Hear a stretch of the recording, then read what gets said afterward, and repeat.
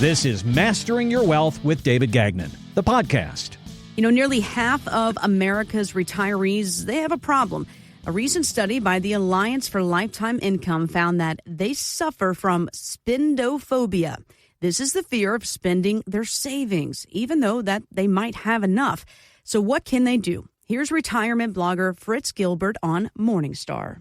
In retirement, you're finally at the stage where you're free to do these things with your life, and you don't want to be constrained by that old frugalistic mentality. So it's a big transition. I would say it probably took me about 5 years. And the hack that I use, I set up automatic paychecks, basically. It comes out of a money market fund. I set it up every year end. I go through the numbers again. I restock this cash bucket, and I just set up a paycheck based on my safe withdrawal rate. I know I'm good to spend it. Well, he talks about that automatic paycheck. I want you to touch on that in just a few moments here, David. But how do you help clients overcome the fear of spending their very own hard-earned retirement money? Well, this is such a real thing. If you think about it, people spend 30 to 40 years getting the same message over and over as they're working to save, and they get it drilled into their heads. So then when retirement arrives, suddenly they're supposed to flip the switch and be comfortable spending their money. And this is what they've saved. So for a lot of folks, that feels like stepping off of a cliff. And here's the thing. If you have a plan to follow and you know your numbers and that's coordinated within an income distribution plan, we can show and validate what your spending levels are or could be to maintain your lifestyle. And we can stress test it for other variables such as inflation and so on. But the first thing we do is replace that vague fear with actual math. We build a written retirement income plan that shows here's what you can safely spend each year. Here's the backup cash reserve. Here's how your investments are expected to support this over time. And once people see that the numbers can work, they start to relax and give themselves permission to enjoy what they've built. And this is the thing. We give people the permission to spend, and we can validate what they can spend and how it's going to work. And one couple we worked with recently were classic spendophobes, and they had more than enough saved, but they were living like they were still in their 40s, clipping coupons and skipping the trips to go on with their grandkids. So we modeled out their plan. We showed them they could spend an extra $15,000 a year in travel and still have a very strong probability of leaving more money to their children, which is what they wanted to do. So their hack was what you mentioned. We started small. We set aside a specific amount of fund money. We budgeted that into their plan with one extra trip per year. And once they saw that the world didn't end and their account values were still on track, it got easier for them to loosen their grip on their money. And this happens a lot. And people are fearful of running out of money. Without a plan, you're going to have a plan of hope, and you're going to have fear in the equation. So with good planning, you know, we help people eliminate that anxiety, the financial anxiety of what decisions to make with their money. And we also sometimes use the regret exercise. Well, I'll ask, if you look 15 years from today, what would you regret not doing? Because you always want to look back on life, at least myself. I don't want to have any regrets. And up to this point, I have no regrets in all the things I've done in my life. So it's amazing how often that what surfaces are trips that people want to take with family members, have those family experiences, or even a hobby they've been putting off. And when we build those things into the income plan, so they're not spontaneous guilt purchases, they're part of the strategy. And this is a great exercise for people to have put into place so that they can enjoy their retirement and not have to worry about money and know where their guardrails are, where they could go off if they do the wrong things in what they spend and what they do with their money. So if you're listening and you're afraid to spend, the answer is not to close your eyes and start swiping the card. The answer is to get a written plan that shows what you can reasonably spend and still be okay. And that's the kind of work we do every day. Because I'll tell you, the biggest component to your comprehensive planning puzzle is your strategic personalized income plan, your distribution plan.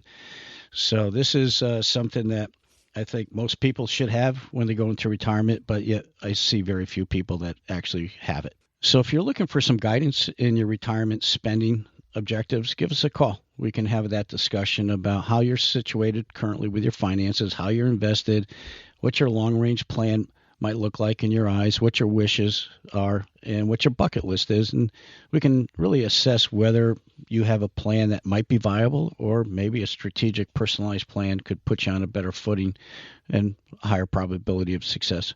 So give us a call. If you want to have that discussion about your income planning needs, we're here to help you. Yeah, it's all about having that income plan review, if you will, seeing exactly how everything is lined up. And if you do have spendophobia, listen, you're not alone out there. Lots of folks do. The number one fear when it comes to retirement is running out of money. So how do you avoid this fear? And then also, how do you do exactly what David was talking about? We don't want you to have any regrets. We don't want you to regret not taking that big trip or, whatever it is in your retirement that you want to do, those bucket list items. So let's get you on the right track. Let's do this income plan review for you. We'll do it complimentary, by the way, 203-872-0009. That's 203-872-0009. That website, of course, masteringyourwealthradio.com. David, you remember a while back, the big heist at Paris, the most famous museum there? Yeah, I do. Yeah, that was crazy reading about this. You're like, how did these thieves get in there? How did they do this? Well, if you missed it, 4 thieves disguised themselves as construction workers. They scaled a ladder to the second floor of the Louvre there in broad daylight. I mean, that right there is crazy. And by the way, they've been caught already, so I'm just giving you the backstory. But they ripped off $102 million in jewels.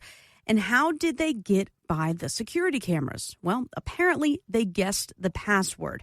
It was Louvre. At the Louvre, the password was Louvre. Mm-hmm. I've been to the Louvre. I was there about 20 years ago. Yeah, it's quite a facility. Yeah. Quite a facility. Obviously, some of the most, valuable things in the entire world is sitting there. The password might have been 1, 2, 3, 4. I mean, it's so simple and easy to guess. That's how these folks pulled it off. But simple doesn't necessarily mean safe, especially when it comes to retirement, right? We don't want somebody to rip off your retirement because of that. So what are the most common mistakes that people leave their retirement plans vulnerable, David? Well, you're right, Jessica. Simple doesn't always mean safe. And some of the biggest threats to a retirement plan come from simple mistakes that seem harmless in the moment. But the big 3 that I see are underestimating your inflation going into the future, underestimating how long you might live, and overestimating what your investments will earn. Those are 3 areas we see quite often. And if you assume the modest inflation, a shorter lifespan, and higher returns, your spreadsheet will always look great, right? Mm-hmm. But your real life may not cooperate. So when you add in healthcare costs, the taxes on your Social Security, and fees that quietly nibble away against your accounts, that simple plan isn't so secure anymore. And so these are all variables that we have to kind of look through and be realistic on our assumptions, because things will always keep changing. And that's why when folks become clients, we have a plan that we start out with, but we keep adapting and updating the plan from year to year to year to make sure everybody stays on track with what their objectives are. So let me give you a quick example. We met with a couple in their mid-60s who had done their own spreadsheets. They used a flat 8% return every year that was assumed that their investments would earn. And they'd only lived to age 85. They had no inflation adjustments on their expenses, no rise in medical costs, no tax changes. And when we rebuilt their plan with more realistic assumptions, with variable returns, inflation on expenses, future RMDs that they're going to have to take on their retirement accounts, we discovered they would likely run into a shortfall in their late 80s if they didn't make any changes. Wow. So the fix wasn't that complicated, but it was intentional. So we adjusted their investment mix to reduce downside risks. We added a guaranteed income stream for their must-have expenses and smoothed out their withdrawals to be more tax efficient. So all these little tweaks made them more efficient and provided more consistency in what their money would do for them. And then suddenly, instead of hoping they'd be okay, we could see a much higher probability that their money would even last beyond age 95. And this is something that was very comforting to them. And now they were relaxed in how their plan was set up. They didn't worry about the decisions they had to make with their finances, because we helped them walk through all the data, all the numbers, all the opportunities that they didn't even know that were in their blind spot that we implemented into their plan. Planning is so critical, yet very few people are doing it. They have, in their mind, their plan has been to save the most you could up until retirement. And when you retire, you hope for the best. They had enough saved, the money was in the right places, and you wouldn't outlive that nest egg. And that's a plan of hope. And we bring a real plan to the table, and it's a team effort. And now people are working with somebody. I've been doing this for over 40 years. And so there are things we see that people don't see that they're doing, that we can mitigate those potential problems, but also employ better solutions and financial strategies and tax planning so that they have more stability in the outcome and better predictability. So call me today for a portfolio analysis so we can assess what kind of vulnerabilities you might have, what unnecessary risk you're taking, and what opportunities could really provide some enhanced value to your long-term planning. Adding value to that plan, that longevity as well, and that portfolio analysis, guys. We're going to do a complimentary for you listening today. It's usually about $1,000 value, but for you, we're going to hook you up. Again, it's going to be complimentary. That phone number, 203-872-0009, 203-872-0009. That website, masteringyourwealthradio.com. You know, a shocking number of people, David, who are getting closer to retirement, they might be making a huge mistake. Payroll Integrations did a study and found that 46% of Americans, including many that are 5 to 10 years away from retirement, are withdrawing funds from their accounts, mostly to pay off debt or to fund emergencies. So essentially stealing from themselves. An article I read said that doesn't help them rebuild their nest egg. I mean, I guess really I can see why folks are doing this, especially in today's world with high inflation, trying to dig themselves out of debt and stuff. But what impact could this have on their retirement down the road here? Well, I'll tell you, you're right, Jessica. I mean, this is usually a red flag. Pulling money from retirement accounts in your 40s, 50s often solves a short-term problem, but creates a much bigger long-term one. So think about this. Every dollar that leaves your 401k early is a dollar that loses 10, 15, 20 years of compounded growth. You add taxes and potential penalties on top, and you're not just taking $10,000 out, you might be costing your future $50,000 or more. Now, that's where people unknowingly steal from their future selves. Now, people, when they borrow money from their 401k, they feel like they're paying themselves back. That's not true. You're actually paying your taxes on the same dollar twice. So think about this. You put the money in there, and it's going to be taxed when you withdraw it someday in the future. But if you borrow against your 401k, you're paying that loan back with after-tax dollars to put the money back in your 401k. That's where the second tax comes in. So you always get taxed twice on that same dollar, and it's very costly because you got to look at your tax bracket at the time that you're paying tax to pay the loan back, whatever bracket you're in, and whatever bracket you're in when you take the money out of the 401k. So, you know, a real example, we met with somebody in the early 50s who had taken out multiple loans and withdrawals from their 401k to pay off credit cards. The intent was good, but get rid of the high interest debt. When you think about it, that's what they were doing. But they never adjusted their spending. So what happened was their credit cards crept back up, and the retirement account was permanently smaller because they used it earlier on to pay some of the balance on those debts that didn't go away. Now, when we ran their projections, they were on track for a major shortfall in their 70s in retirement because of what they were doing currently.